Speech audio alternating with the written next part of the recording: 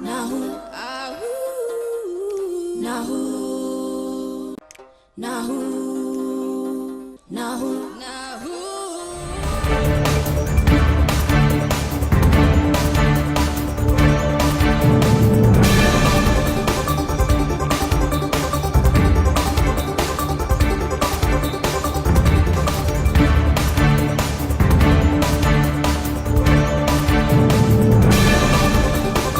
Good evening, viewers. This is Nahoo News Weekly, presenting the news to you. It's me, Gifty McConnell. Please stay tuned.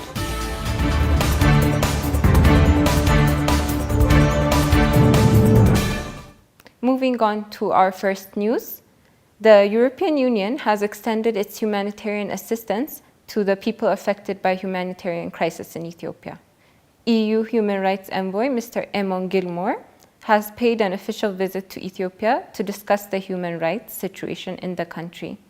During the visit, he held talks with President Sahle-Work Zewde, Deputy Prime Minister and Minister of Foreign Affairs Mr. Demeqa Mekonnen, and other senior government officials. According to Mr. Eamon, the visit focused on human rights and humanitarian issues and had fruitful discussions with these bodies. He expressed the support of the Union for the immediate release of all members of the opposition and called for an immediate end to hostilities between the two parties. He said the European Union is committed to providing humanitarian assistance to the people affected by the crisis in Ethiopia. He called on the government to intensify its efforts to hold accountable those responsible for human rights abuses. On the other hand, he expressed the hope that the ongoing peace talks would be successful with the African Union's help. The World Bank has signed an agreement with Ethiopia to provide 15.6 billion birr for the assistance of rehabilitation of areas that were war-torn in Ethiopia. The agreement was signed by Finance Minister Mr. Ahmed Shide with Ethiopia, Sudan, South Sudan, and Eritrean Director Osman Done. According to Ethiopian news agency, the agreement is aimed to support the reconstruction and rehabilitation of conflict-affected areas and communities in Amhara, Afar, Tigray, Oromia, and Benishangul Gumuz states. The support will be used to develop health, education, and water infrastructure in selected conflict-affected areas, as well as to support and rehabilitate vulnerable women. He recalled that the federal government has allocated 5 billion birr for the reconstruction of war-torn areas this budget year. He said 20 billion birr will be allocated next budget year. He said the World Bank's development funding for the reconstruction projects is small compared to the devastation caused by the war, but will also be of great benefit to the affected areas. He noted that the support of the World Bank would play a significant role in helping the war-torn Ethiopian economy, which has been hit hard by drought, COVID-19, and other global events. The Ministry of Foreign Affairs of Ethiopia has called on the international community to explicitly condemn the TPLF party. The Ethiopian government has said the rebel group TPLF has started preparing for war again. Ministry of Foreign Affairs spokesperson, Ambassador Dina Mufti, during his meeting with Ethiopian news agency, said various activities are being carried out to make the international community aware that Ethiopia is demonstrating its commitment to peace through its practical steps.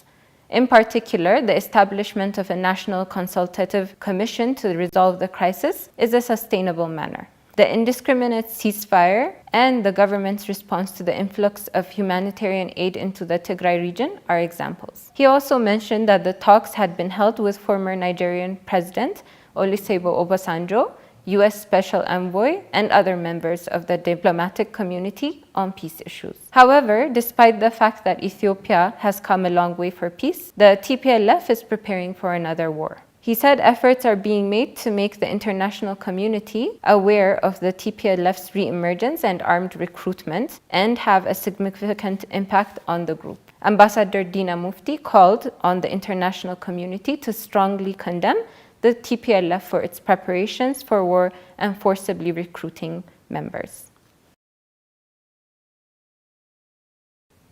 The Ethiopian Foreign Ministry has stated that France has promised to return Ethiopian artifacts. The artifacts made between the 15th and early 20th centuries are said to be seized at Paris Roissy Airport 3 years ago after being smuggled from Ethiopia to France. The Ethiopian embassy in France discussed the matter with the French Ministry of Foreign Affairs and Customs.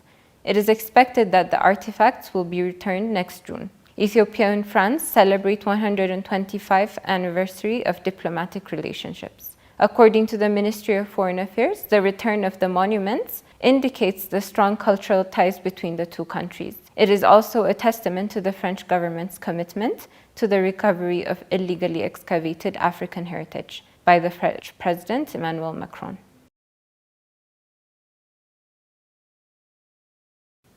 Ethiopia and France sign a 19 million euro aid package. The package will be used to finance 3 different projects in Ethiopia. The first project will provide 8 million euros to support the preservation of historic sites in Addis Ababa. It's said that the monuments are attractive to tourists and visitors alike. The second project is 10 million euro grant.